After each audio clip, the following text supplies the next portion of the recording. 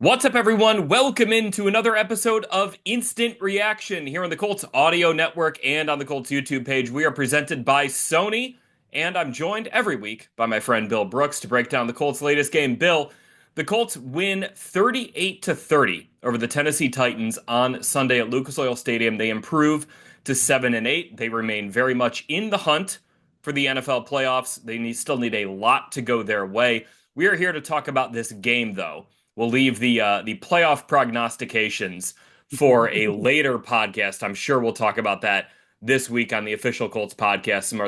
Some of the other podcast offerings we have. Bill, I want to start here, and it's with the redemption arc for Jonathan Taylor.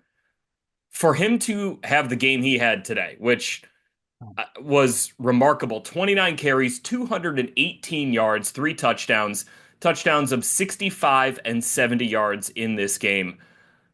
Bill, for him to have such a low, like a career low against Denver, dropping the football before he gets in the end zone, to come out of that and then put up this game, I think to me that speaks a lot about the resiliency he possesses, the mentality he possesses. And with that context, I thought this is one of the most impressive games of Jonathan Taylor's career. Yeah, it's very impressive when you see what he did last week and what happened to him. The unfortunate thing where he dropped the ball before he got into the end zone.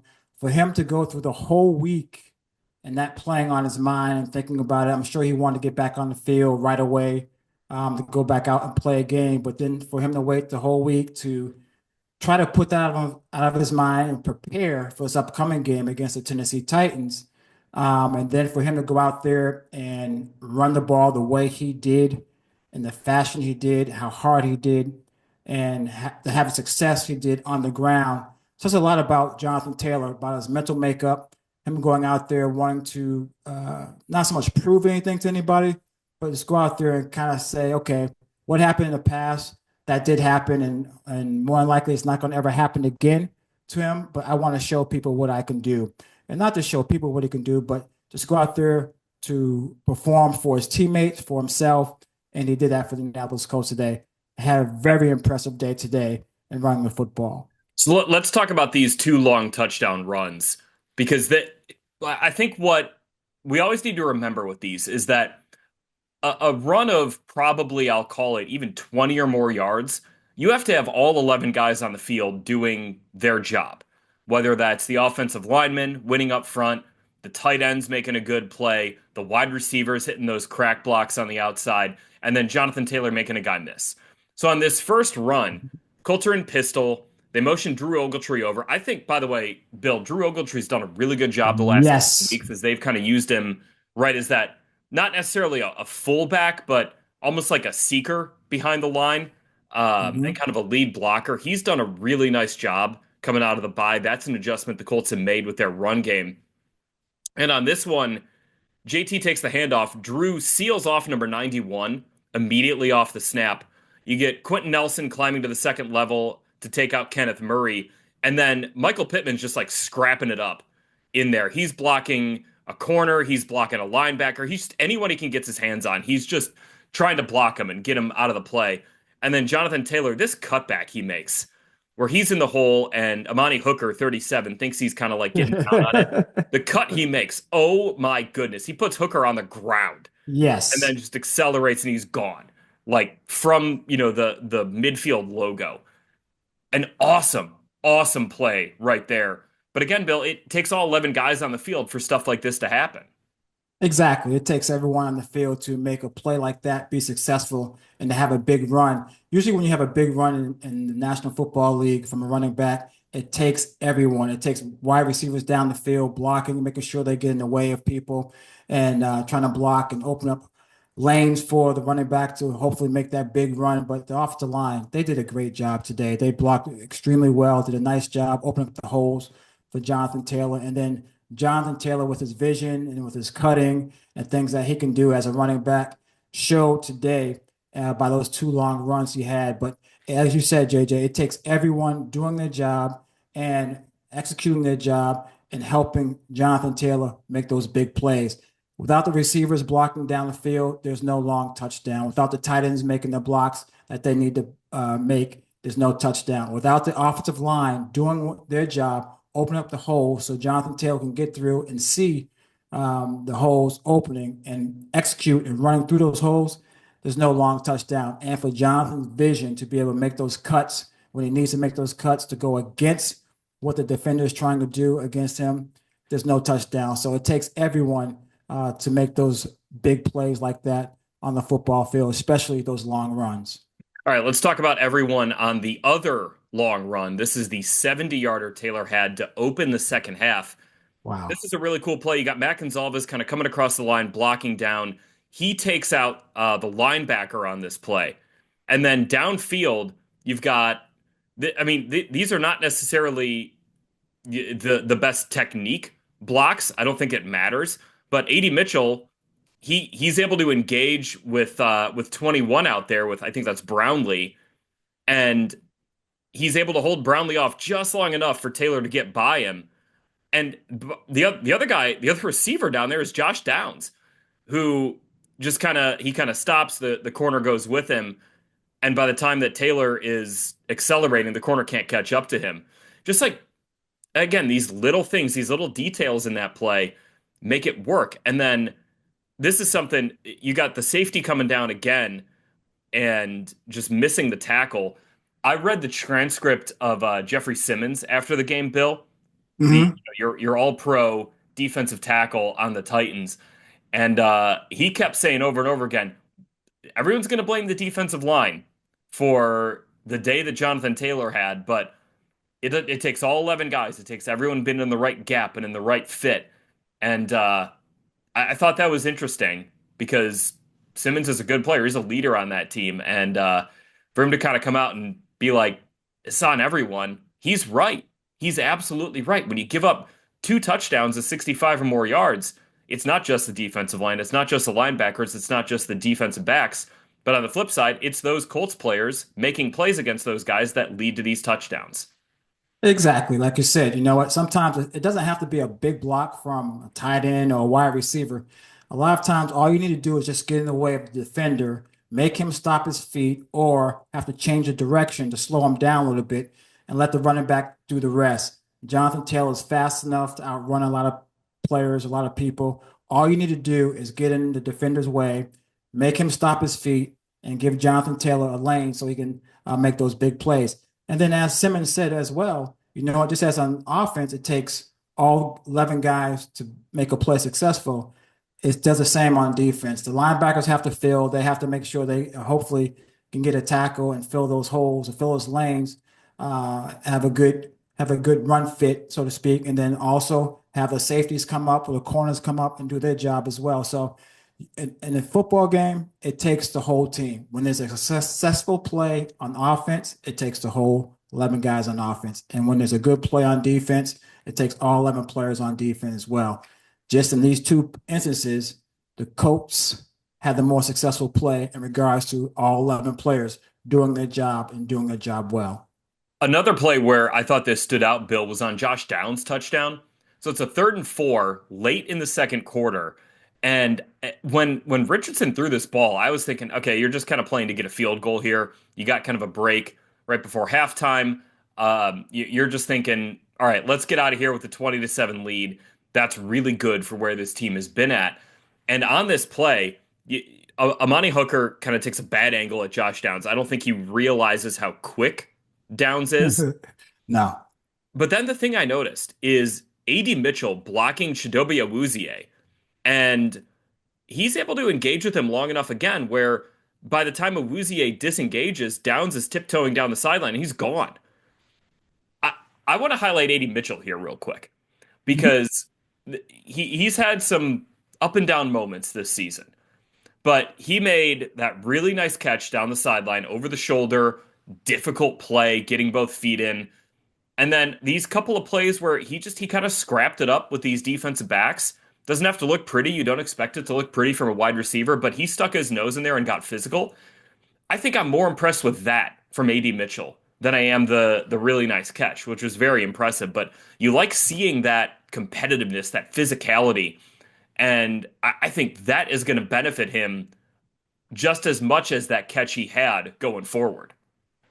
Oh, by far, you want to be a complete receiver, and a complete receiver means running your routes even though you're not getting the ball, and also not just running your routes when you're not getting the ball, but also blocking down the field for your teammates. If it's a running back, if it's a tight end, or if it's another wide receiver, you want to do those things. And AD Mitchell getting in the way, doesn't have to pancake anyone. All you have to do is get in the way. Josh Downs is quick enough, he's fast enough to get away from defenders, and that's all Josh Downs needed. It was just a little crack so he can go down the field, make a big play, and that's what you want. And give AD Mitchell credit for doing those things. I mean, yes, he won't get a lot of credit because no one's going to see the end result. They're going to see just Josh Downs made a big play.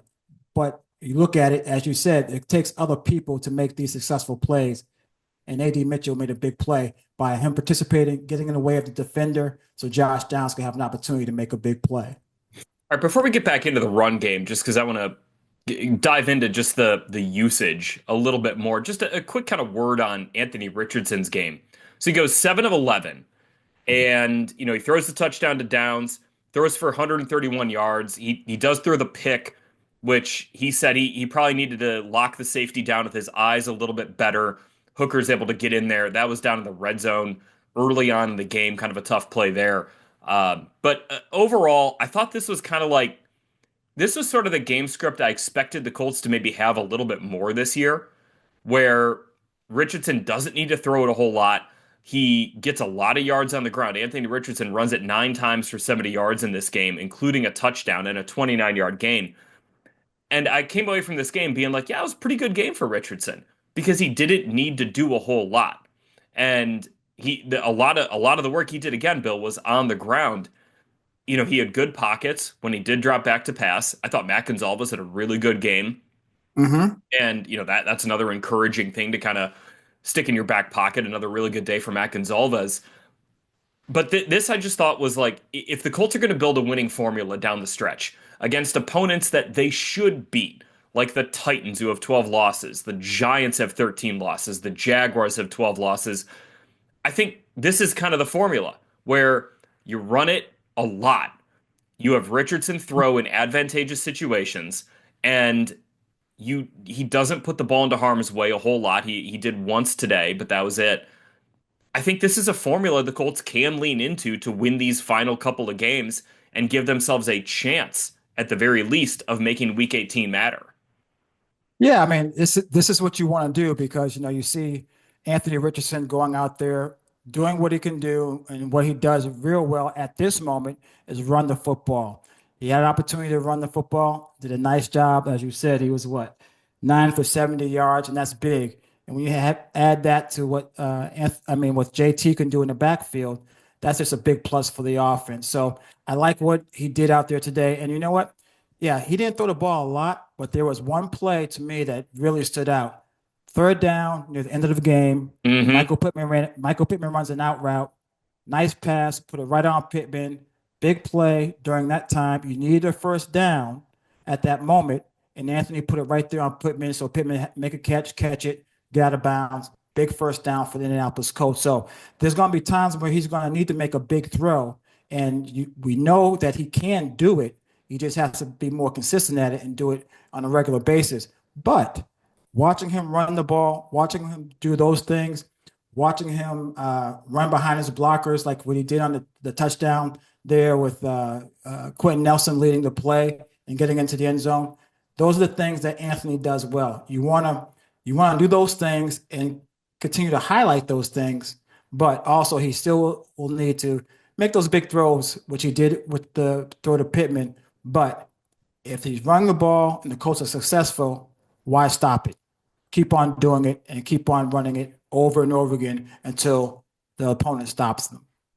All right, I love that you brought up that completion to Pittman, Bill, because I asked Shane Steichen about it after the game, and my question was like, we've seen Anthony miss that throw this year, where guys open, you're throwing it from the far hash to the numbers. That's not necessarily an easy throw. It looks easy because the guy's wide open, but we've Mhm. seen Anthony airmail it. We've seen him dirt it. And he hits the back of his drop. His mechanics are good. His footwork is good. Ball's out on time. It's to Pittman. It's a completion. And Bill, if the Colts don't get that, let's just set up what happens here. It's right after the 2 minute warning. Tennessee has all three timeouts left, and you're punting the ball back to them with the Titans having a lot of momentum on offense. That was a huge play in this game where if that pass is airmailed, we might be talking about a game that comes down to a 2 point conversion at the end, a game that might go to overtime. And instead, the Colts are able to grind the clock out. They're able to win the game with an interception, Kenny Moore the second. Uh, it, that play right there, Bill, you're right to bring that one up, where maybe it looked easy, but we haven't seen enough of the easy plays looking easy this year.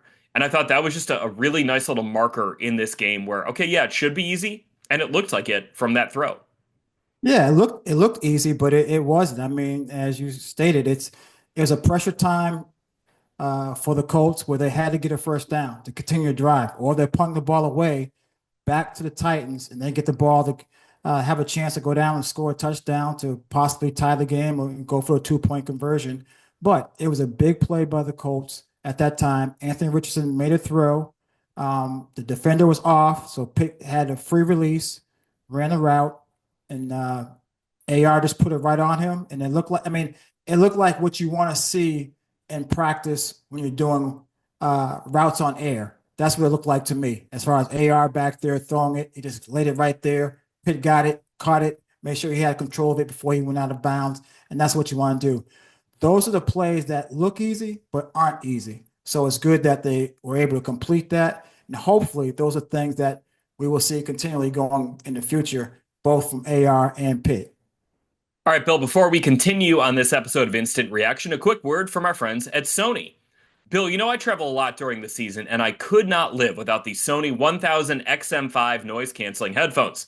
Whether I'm listening to music on the plane or trying to listen back to interviews I do in the post-game locker room, these headphones keep me in the zone, whether I'm relaxing or working. The premium noise cancellation on these things, Bill, it is great for hearing you and for keeping me locked into our podcast or just hanging around the house. Take it from me, these are my favorite headphones I've ever owned. The Sony 1000 XM5 headphones are the official headphones of the Indianapolis Colts. All right, Bill, so let's talk about run-pass balance here. Because this was a heavy run game, to say the least. Yes. Anthony Richardson has 14 dropbacks in this game. The Colts have designed runs. They have, let's see, 48 designed runs, which like feels like I keep doing that, being like, is that really true? No, they had 48 designed runs. Two of those Richardson runs were scrambles. So you're talking about a 48-14 run pass ratio in this game. But the Titans couldn't stop it. Mo Alley Cox, Bill, told us after the game that he overheard a Titans player. So they go to line up for a play. And one of the Titans defensive players goes, hey, they're about to run a screen. And one of their defensive linemen goes, man, no, they're about to hand off to Jonathan Taylor. And in that moment, Mo kind of was like, he's about to go for like 300 yards today. So uh, that right there, like that, I always equate this, Bill, and this is because I'm just like a baseball guy at heart. But when you can do this, when you can run the ball on a team without them stopping you, when they know you're going to do it, it's like Mariano Rivera's cutter, which I'm sorry, you're a Red Sox guy to bring up, like, you know, Yeah, the please Yankees don't do that. closer. Yeah, But like please don't do that. you, but Bill, you knew what pitch he was going to throw, Oh, and you weren't going to yes, hit it unless you got by lucky and you far. blooped one into the outfield like Luis Gonzalez did in the World Series. Anyways, uh, that's what it's. Yeah, I kind of equate it to, of like Tennessee knew the Colts are going to run the football in this game, and they ran it a ton, and they could not stop it. To me, Bill, that has to be the most demoralizing thing for a defense when you know what the offense is going to do and you cannot stop it because you are getting out, you're getting out physicaled, you're getting out thought, you're getting flat out beat every single time they hand the ball off to 28 or to 5 or to 27 or 31. Yeah, it's frustrating. I mean, when you're knowing that they're going to run the ball and you know pretty much where they're going to run it at, off tackle, maybe up the middle, but there's nothing you can do about that and you can't stop them. That's very frustrating, like anything else. If I'm a baseball player and I know that they're going to throw me the fastball and I can't do anything about it, that's very frustrating for me as a batter. And you know what? It's as frustrating it is for the defense to stop them, it's that much better for the offense knowing that, hey, you guys know we're running the ball, but you can't stop us. We're just going to continue to run the ball and impose our will on you and run the ball down your throat as much as we want to. And that's what the Colts did. They could not stop the Colts. So basically, the coach said, hey, look, if you can't stop us, we're going to continue to do this until you do stop us. And if you don't stop us, we're just going to do it all day. And the coach did that tonight. They ran it all day against the Tennessee Titans. There's nothing that the Tennessee Titans could do about it. Now, having said that, the Colts go up 38-7 in this game, Bill, midway through the third quarter. And the Titans rip off 23 unanswered points to make it a game.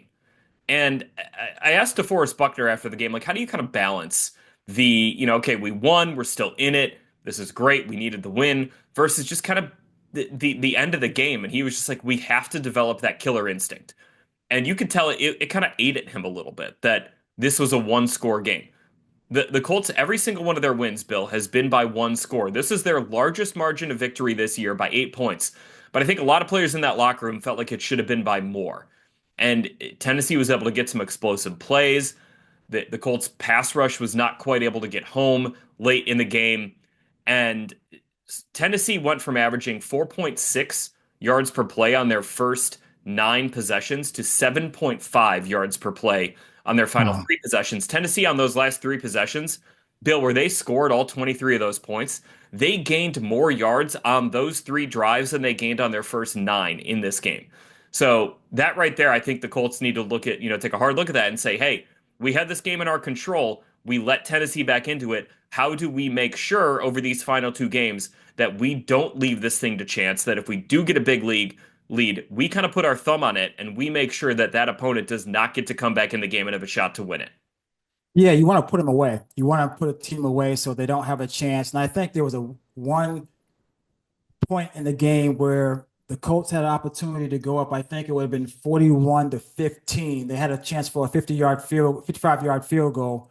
They missed the field goal, and Tennessee got the ball in good field position at their own 45-yard line. So when they got the good field position, they went down and scored, and it changed the game a little bit at that point. So the Colts have to figure out a way to make sure that, hey, look, if they don't make the field goal, the defense has to come up big and stop them from scoring a touchdown, because Tennessee went down, had good field position, as I said, and scored a touchdown to make it 38-22, I think, at that time. Hmm. So it was a big play for the Tennessee Titans, a big swing right there. So the Colts have to figure out how they can put teams away. You want to put teams away. When you get teams down, you don't want to give them any life at all. You just want to put them away. So you know what? It's an easy coast to the end of the game. It won't be easy, but you won't be stressed like the Colts were today, Yeah. where Tennessee Titans came back and made it a one-score game and having a chance to possibly tie the game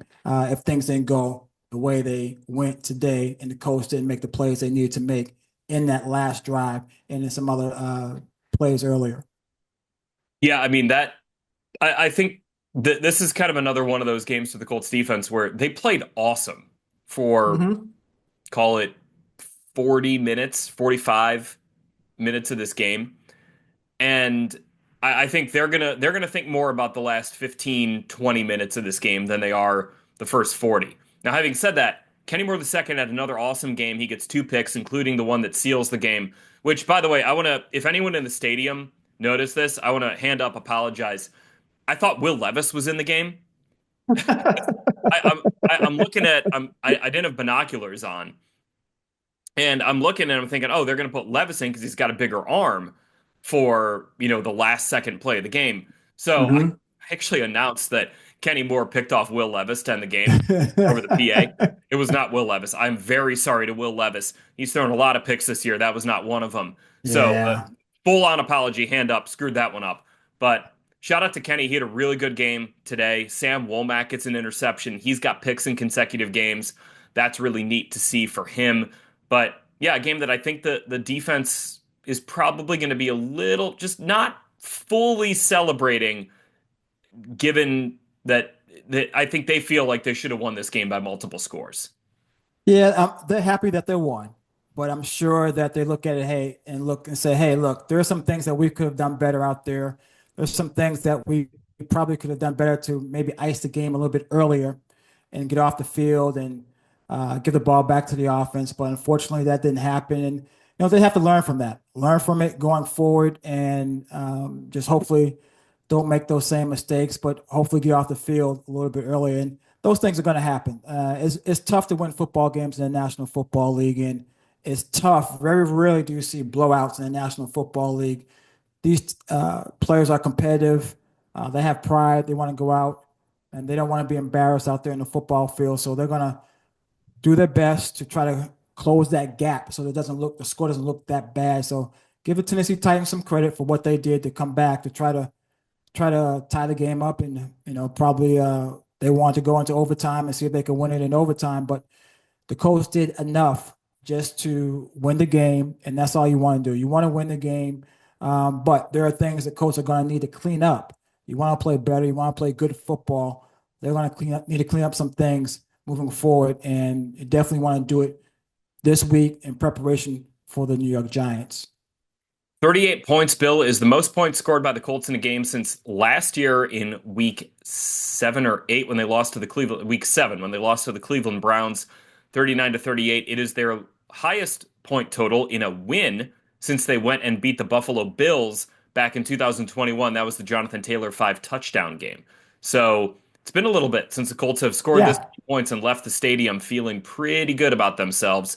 Hopefully, again, Bill, you're right. You take that momentum into New York next week. The Giants are 2-13. They got boat raced by the Atlanta Falcons today, a team that is having some real issues this year. They are competing for the #1 overall pick next year, if you can call that competing. By the way, shout out to the Las Vegas Raiders. They won their yeah. game 19-14 over the Jaguars. So now actually the Giants have sole possession of the #1 overall pick, if that is something that anyone on that Giants team is so concerned about. But Bill, just real quick, but before we get into that game, like you've been on teams that have been, in that realm, right? Of are we going to get the #1 overall pick or not? Players don't care about that, right? That's not something that you're like discussing in the locker room of like, hey man, we lose this game, we're about to get a really good player to come in and take someone else's job on this team. Like that, I can't imagine that's something that's really talked about a whole lot. No, the guys aren't thinking about the draft next year in 2025. The guys are thinking about the game they have to play coming up against the New York Giants. That's what they're thinking about. They want to go out there, they want to compete. These guys are competitors. They've been competing for a long time in their lives. So they want to go out and make sure that they put out a good product on the football field, show people that, hey, look, we are a good football team. We want to go out and play well, and we are going to try our best to play well. So they're not thinking about the draft position. They're not thinking about getting a good pick or anything like that. They're thinking about going out, playing well, playing hard. They set a standard for themselves, how they want to play. And they want to try to meet that standard every time they go out there and play on the football field. So that's what those guys are thinking about, not thinking about anything else, not thinking about 2025, what draft pick the Colts are going to get because they don't know. And a lot of things can happen between now, end of the season, and the draft next year in April. So the guys are only concerned about right now. And their concern is celebrate today's win tonight. And tomorrow, when it comes time to get ready, prepare for the Giants, that's where their mind is and that's where they're focused on. All right. Well, we are going to have a lot more answers, Bill, about the AFC playoff race the next time you and I talk on this podcast after the Colts play the New York Giants next weekend. On Saturday, before the Colts play the Giants, you've got two huge games. You've got Chargers at Patriots, a game the Colts need the Chargers to lose if they have any shot at catching Los Angeles. And then you've got Denver at Cincinnati, a game that if Denver loses that, Cincinnati wins. All that has to happen, in quotes, is the Colts then beat the Giants. Week 18 would then matter if there would be a three-way tie. So if Denver were to lose in Week 18 to the Bengals, or to the Chiefs, excuse me, the Bengals win Yep. in Week 18, you would have a three-way tie of teams at 9-8 if the Colts beat the Jaguars. In that scenario, the Colts get in the playoffs. Same goes if the Miami Dolphins go 9-8, the Broncos go 9-8, and the Colts go 9-8. So a lot of scenarios still could play out. I think all that you're hoping for, Bill, is that one of those results breaks your way on Saturday, and the Colts then win Sunday, and that Week 18 game against the Jaguars matters in some way, shape, or form. Whether, it works out for the Colts and you make the playoffs or not, having a game in Week 18 that matters, I think, is really important for this football team, and is something that they absolutely will take at this point in the season. Definitely. And as far as right now, if you told the players, hey, in week 18, you're going to have an opportunity to play to get in the playoffs, each player in that team would take that right now, something that they would want to do because then it's pretty much just in their hands, and that's what you want. A lot of it, you want to have control of your own destiny, and right now the Colts don't have that. But if they had the opportunity in week 18 to get that, as far as have their destiny as far as making the playoffs in their own hands, they would take that, and that's what you want. So we'll see what happens. Just the Colts have to just worry about the Colts right now. They can't worry about what other teams are doing or not doing. Just worry about the Colts and make sure they put themselves in position if the opportunity comes that they can get into the playoffs by playing well and winning the final two games of the regular season. Colts still need a lot of help, but they took care Yes. of business on Sunday against the Titans. All right, real quick before we wrap up, another word from our friends at Sony. This NFL season, feel every play, every hit, every moment with the Sony 1000 XM5 noise canceling headphones, the official headphones of the Indianapolis Colts. With premium noise cancellation, you're in the zone. No distractions, just pure football.